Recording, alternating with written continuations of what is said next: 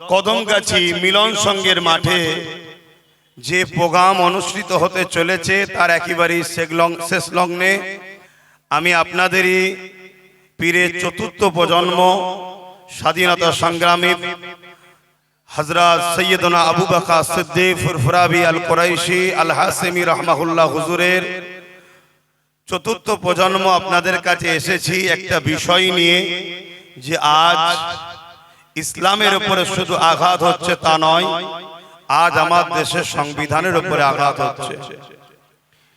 ইসলামের উপরে আঘাত, রাসূল পাক সাল্লাল্লাহু আলাইহি ওয়াসাল্লামের উপরে আঘাত দিবা ষড়যন্ত্র যুগে যুগে একদল মানবরূপী পশুরা চালিয়েছে, চালাচ্ছে, চালাবে। মনে রাখবেন হযরত প্রফেট মুহাম্মদ রাসূলুল্লাহ, সকলে বলুন সাল্লাল্লাহু আলাইহি ওয়াসাল্লাম, এমন একটা বড় ব্যাপার যেখানে পৌঁছানো তো দূরের কথা, তেনার জুতা মোবারককে নিয়েও কখনো কেউ অপমান অবদস্ত করতে পারবে না। কেন তেনার জুতা মোবারকের ধুলোতেও আরশ ধন্য হয়েছে, বলুন আলহামদুলিল্লাহ।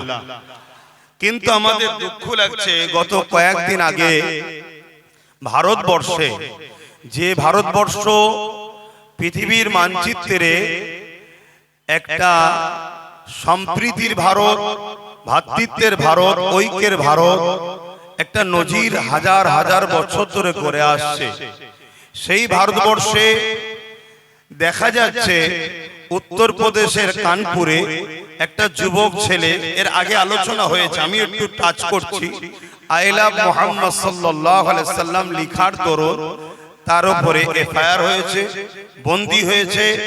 এবং এটাকে নিয়ে যখন এলাকার মানুষ এটা প্রোটেস্ট করেছে যে সংবিধানের আর্টিকেল 25 এর মধ্যে যখন রয়েছে 25 নম্বর ধারাতে মানুষ তার ধর্ম, মানুষ তার ধর্ম প্রচার, মানুষের ধর্ম প্রেম, সেটা তার স্বাধীনতা, রাষ্ট্র দেশ তার বিরুদ্ধে হস্তক্ষেপ করবে না।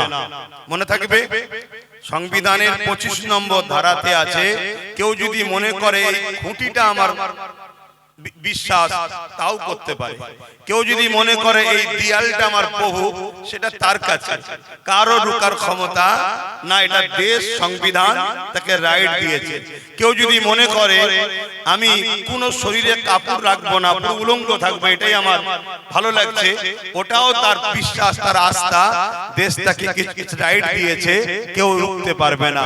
ঠিক তেমনি আমরা ইসলাম ধর্মের অনুসারী, আমাদের প্রফেট হযরত মুহাম্মদ রাসূলুল্লাহ সাল্লাল্লাহু আলাইহি ওয়াসাল্লামের উপরে আমরা কিভাবে ভালোবাসবো, কিভাবে তাকে মেনে চলবো কোরআন সুন্নাহ অনুযায়ী, সেটার উপরও হস্তক্ষেপ করার দেশের বা কারোর অধিকার নেই, এটা সংবিধান আমাদেরকে রাইট দিয়েছে।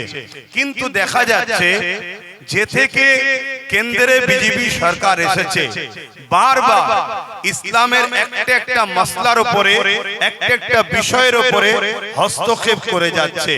আজকে আমরা দেখলাম কি আই লাভ মুহাম্মদ রাসূল সাল্লাল্লাহু আলাইহি ওয়াসাল্লাম লিখার দরুন তাদের উপরে জুলুম হলো, এবং এটা প্রোটেস্ট করার জন্য তাদের উপরে প্রশাসন নামিয়ে তাদেরকে টর্চার করা হলো, জেল বন্দী করা হলো।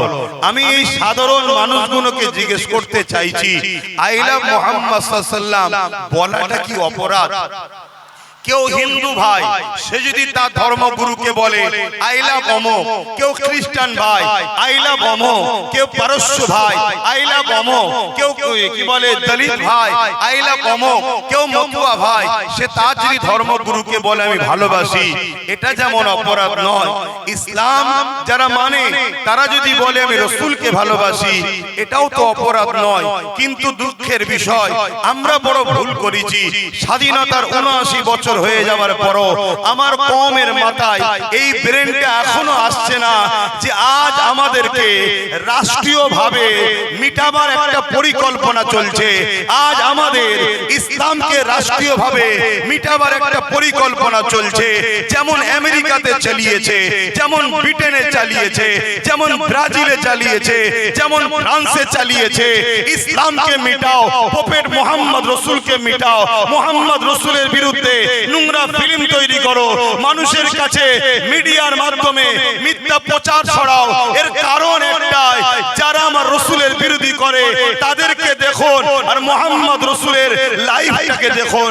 মোহাম্মদ রসুল তো ইনসাফের নাম, মোহাম্মদ রসুল তো ইনসানিয়াতের নাম, মোহাম্মদ রসুল তো ভালোবাসার নাম, মোহাম্মদ রসুল তো ঐক্যের নাম, মোহাম্মদ রসুল তো খোদার্থ মানুষকে খানা খাওয়াবার নাম, মোহাম্মদ রসুল তো পিপাসিত মানুষের পিপাসা মিটাবার নাম, মোহাম্মদ রসুল তো গরিবের হক দিবার নাম, মোহাম্মদ রসুল তো কৃষকের গায়ের ঘাম শুকাবার আগে তার পারিশ্রম মিটিয়ে দিবার নাম, মোহাম্মদ রসুল তো দেশের সার্বভৌমত্বকে নিরাপদে রাখার নাম, মোহাম্মদ রসুল তো যে কোনো ধর্মের মানুষ হোক না কেন মানুষ মানুষকে ভালোবাসবে, মানুষ মানুষের পাশে দাঁড়াবে।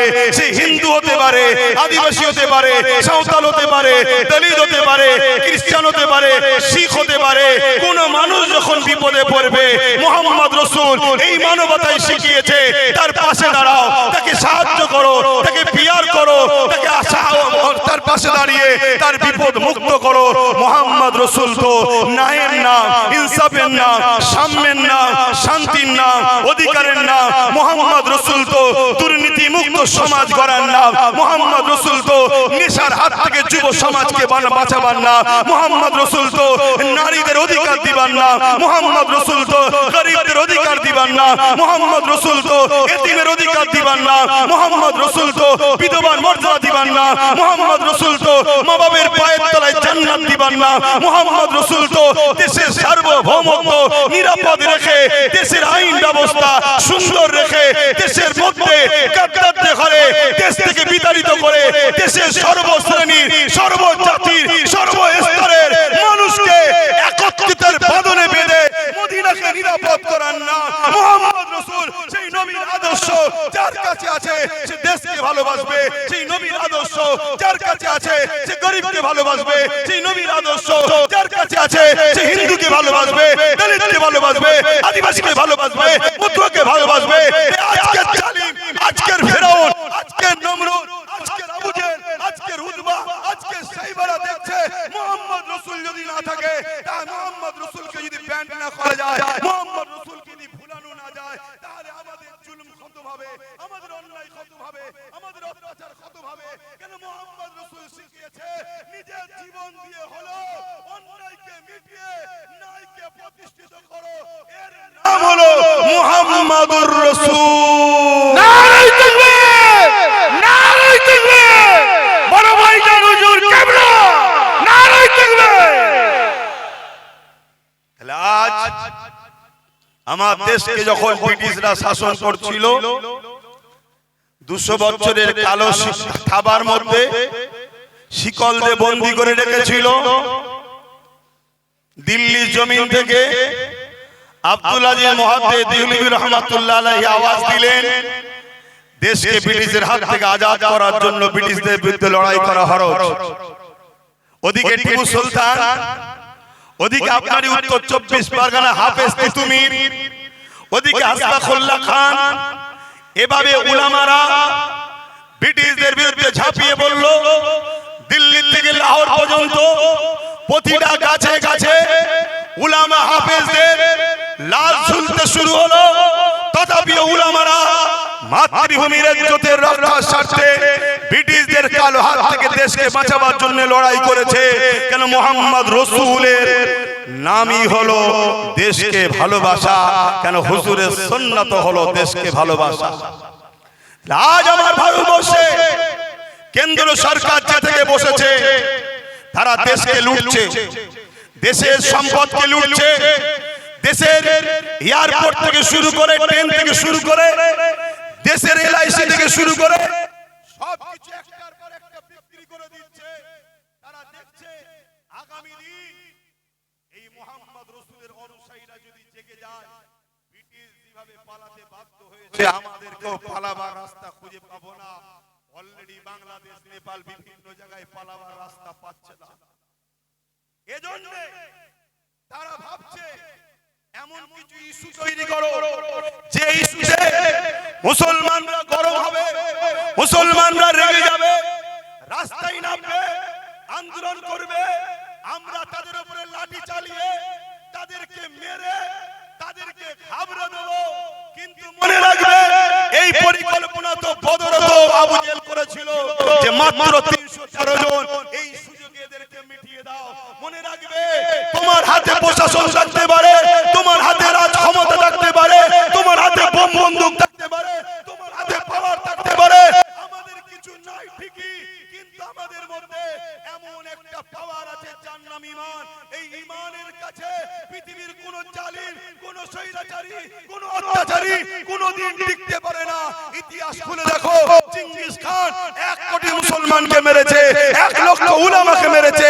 হালাকু খান মুসলমানদের মাথার খুলি নিয়ে বড় বড় রাজপ্রাসাদ তৈরি করেছে।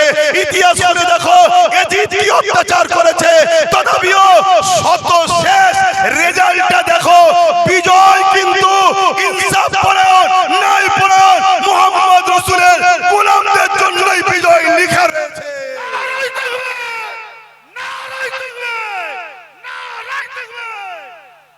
অতএব আমরা জানিয়ে দিতে চাই, তোমরা যতই চাও আমাদেরকে আঘাত দিয়ে রাস্তায় নামিয়ে হিন্দু মুসলমান করার পরিকল্পনা আমরা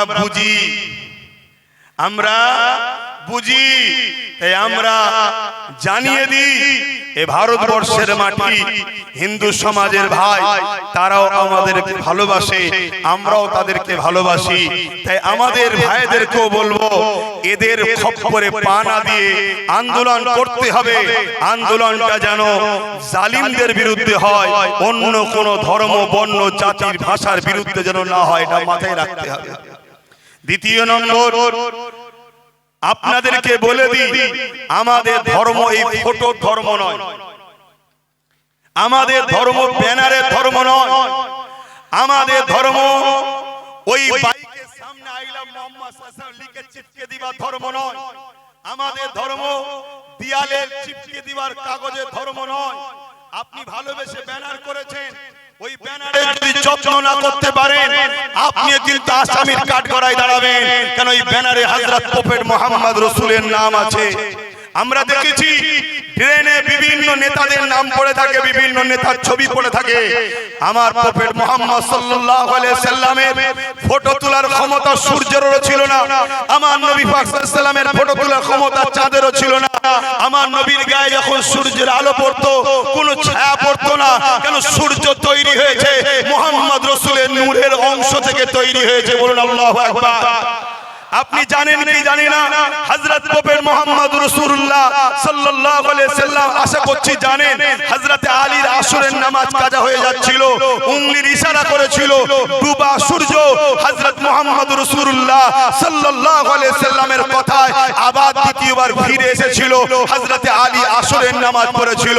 আজকে যেসব বাঁদর মুখো, ছুঁচো মুখো মানব নবী পশুগুলো আমার নবীর বিরোধী করছো, তোমরা সবকটা শয়তান, সবকটা জালিম, পৃথিবীর বড় বড় জালিম নেতা ইয়াহু জাহান্নামের কুকুর থেকে শুরু করে তোমরা সবকটা বাঁদর এক জায়গায় হয়ে সূর্য তো তোলা দূরের কথা, একটা আলোর বাল্ব জ্বালাবো, একটা লাইট জ্বালাবো, ওই ল্যাম্পটাকে উংলির ইশারা দিয়ে সরাতে পারো কি দেখবো। তোমরা জানো সবে কিয়ামত পর্যন্ত কেউ পারবে না, কিন্তু মুহাম্মদ সাল্লাল্লাহু আলাইহি ওয়াসাল্লাম আকাশের চাঁদকে ইশারা করেছে, সঙ্গে সঙ্গে চাঁদ নিজেকে দুটুকরো করে দিয়ে এক টুকরো আবু কুবাইস পার এইদিকে আর এক টুকরো একদিকে। এই দৃশ্যটা আমার ভারতবর্ষের কেরলের বাদশা, কেরলের রাজা চিরামান দেখেছিল, পরবর্তীতে খোঁজ নিল এটা কি হয়েছিল। পরবর্তীতে যখন খোঁজ পেল মুহাম্মদ রাসূলের আঙ্গুলের ইশারায় চাঁদ টুকরো হয়েছে, তখন এই চিরামান রাজা হিন্দুস্তান থেকে, কেরল থেকে গিয়ে মক্কার জমিনে গিয়ে মুহাম্মদ রাসূলের কাছে নিজেকে খেদমতে পেশ করে ঈমানের কালেমা বলে মুহাম্মদ রাসূলের আদর্শে জিন্দেগিকে ধন্য করে দিয়েছিল। আজকে সেই মুহাম্মদ সাল্লাল্লাহু আলাইহি ওয়াসাল্লামের উপরে কেউ আঘাত দিবার চেষ্টা করলে এতে আমার হুজুরের কিছু যায় আসে? জোরে বলেন। অসুবিধা হচ্ছে, আকাশে চাঁদ উঠলে দেখবেন বাদুরগুলো ডানা মেলে। হারা বাদুর ডানা মেলছিস কেন? বলছে চাঁদের আলোকে রুখে দেবো। আচ্ছা বলুন তো, বাদুরের ডানা দিয়ে কি চাঁদের আলো রুখা যাবে? এ কথা বলেন। এমনি তো বাদুরের মুখটা একটু উঁচু টাইপের, ও যদি মনে করে আমি পাহাড়ে ধাক্কা মেরে পাহাড় উল্টে দেবো, মনে হয় পাহাড় উল্টাবে না, বাদুরের মুখটা আরো যাবে। আজকে যে টাকলাগুলো এই সব কাজ করছো, সময় থাকতে থাকতে সুধরে যাও। এমনি তো হনুমান মূর্খ দেখতে, না হয় এমন বিপদে পড়বে তার ঠেলা ওই পারস্য সম্রাট জানে। পারস্য সম্রাটের কাছে এই ওয়াকিয়াটা একটু মন দিয়ে শুনবেন। পারস্য সম্রাটের কাছে হযরত প্রফেট মুহাম্মদ রাসূলুল্লাহ সাল্লাল্লাহু আলাইহি সাল্লাম একটা চিঠি দিয়েছে। কি চিঠি? পারস্য রাজা ছিল জালিম, নারীদের ইজ্জত লুটতো, শরাবী ছিল, চরিত্রহীন ছিল। চিঠি লিখেছে কি? অন্যায় বন্ধ করো, জুলুম বন্ধ করো, নাই আমি মুহাম্মদ রাসূল সাল্লাল্লাহু আলাইহি সাল্লাম মজলুমদের পক্ষে দাঁড়িয়ে তোমার বিরুদ্ধে লড়াই করব, সংগ্রাম করব, এই এলান করে চিঠিটা দিয়েছে। পারস্য রাজা আমার রাসূলুল্লাহ চিঠিটা দেখে টুকরো টুকরো করে ছিঁড়ে ফেলে দিয়েছে। যিনি চিঠি নিয়ে গিয়েছিলেন উনি এসে আমার রাসূলকে বলছেন, হুজুর আমার বড় দুঃখ লাগলো, নাজ্জাশী বাদশা চিঠি লিয়েছে, মানবে কি না মানবে তার ব্যাপার, কিন্তু ছিঁড়ে দেয়নি। রোমের বাদশা চিঠি লিয়েছে, মানবে কি মানবে না তার ব্যাপার, ছিঁড়ে দেয় না। এমন করে পৃথিবীর অনেক দেশের রাজারা আপনার চিঠি লিয়েছে কিন্তু ছিঁড়ে দেয়নি। পারস্যের রাজা আপনার চিঠিকে টুকরো টুকরো করে ফেলে দিয়েছে। হুজুর আমার বড় দুঃখ লেগেছে। আল্লাহ নবী মুচকি এসে বললেন, হে আমার সফির, হে আমার সাহাবী, শোনো, ও আমার চিঠি ছেড়ে নে, ওর রাজত্বকে টুকরো টুকরো করেছে। এবারে কি হচ্ছে শোনো। बाप का बेटा सिपाही का घोड़ा, कुछ ना हो तो थोड़ा थोड़ा। কথা পড়েছি না? বাপ ছিল যেমন চরিত্রহীন, ছেলেটাও একটা ছিল চরিত্রহীন। একটাই ছেলে ছিল পারস্যের রাজা। কিভাবে টুকরো টুকরো হচ্ছে দেখো। বাপের চরিত্র খারাপ ছিল। রাজা বৈদ্য হাকিমের কাছে গেছে, হাকিমকে বলেছে যেমন কোন দাওয়াই দাও যাতে পাওয়ার বাড়বে। বাকিটা বুঝতে পারছেন তো নাকি? পাওয়ার বাড়বে এরকম দাওয়াই দাও। আর ছেলে বলছে এই বুড়োকে না মারতে পারলে গদিতে বসা যাচ্ছে না, যেটা আমার বাংলাতেও একটু একটু আবহাওয়া চলছে। আমার বাংলাতে এরকম একটা আবহাওয়া পাওয়া যাচ্ছে না কি? এখানে বুড়ো ছেলে, এখানে বুড়ি, মানামানি চলছে না, এটা আবহাওয়া চলছে তো নাকি? আমার তো ভয় হচ্ছে কে কাকে কখন ছেড়ে দেবে কে জানে। তো যাক আমি ওদিকে যাচ্ছি না, আমি এই দিকে যাচ্ছি। যে বিষয়টা আজকে এসেছে, অসুবিধা হলো নাকি? কষ্ট হলো নাকি? তো যাই হোক, পারস্য রাজা কি করলো, সে ওই দাওয়াই নিয়ে এসে ঘরে ঢুকেছে। হাতে দাওয়াই শিশি আছে, লেখা আছে তাকতের দাওয়াই। কিন্তু বাপ বড় চালাক তো, রাজা তো, ওই দাওয়াইকে ফেলে দিয়ে ওর মধ্যে খাতারনাক বীজ ঢুকিয়েছে। ওর ইরাদা ছিল ছেলেকে দেবো, কোন জায়গায় রাখবো, ছেলে মনে করবে দাওয়াই আছে, খাবে। সেখানে ছেলেও তো বদমাইশ। আর এইদিকে ছেলে বলছে এ বুড়োকে না সরাতে পারলে হবে না, ও আর সহ্য করতে পারেনি। অস্ত্র নিয়েছে, একদম ডাইরেক্ট ঢুকে বাপকে ঝেড়েছে, দু টুকরো করে দিয়েছে। যখনই দু টুকরো করেছে, হাতটা খুলে গেছে, হাতের মধ্যে তাকতের দাওয়াই লেখা আছে, কিন্তু হাকিকাতে আছে কি? ছেলে বলছে ওরে বুড়ো, এই জন্য বলি তুমি এত বদমাইশি করো কি করে, এই দাওয়াই খাও, তাই তো নাকি? তো ও নিয়েছে আর খেয়ে নিয়েছে। তাহলে কি হলো? ওদিকে বাপ গেল, এদিকে ছেলে। জোরে বলুন। প্রতিটা রাষ্ট্রে এরকম বিরোধী লোক থাকে না, থাকে না, সুযোগের অভাব। যেই বাপও মারা গেল, ছেলে মারা গেল, সঙ্গে সঙ্গে রাজ্যটা টুকরো টুকরো হয়ে গেল, দেশটা টুকরো টুকরো হয়ে গেল। প্রধান সেনাপতি এক অংশ নিল, প্রধানমন্ত্রী এক অংশ নিল, উজির এক অংশ নিল। এভাবে পারস্যটা টুকরো টুকরো হয়ে গেল। আমার মুহাম্মদ রাসূলুল্লাহ সাল্লাল্লাহু আলাইহি ওয়াসাল্লাম, তিনি মহান স্রষ্টার পক্ষ থেকে সর্বকালের সর্বশ্রেষ্ঠ মেসেঞ্জার ছিল। এই আমার নবীর নাম লিয়াতে, আমার নবীর প্রেম করাতে যদি কারো আপত্তি হয়, জেনে রাখতে হবে সুরাতে সকলে সে মানুষ, হাকিকাতে সে মানবরূপী একটা পশু ছাড়া দ্বিতীয় কিছু নয়।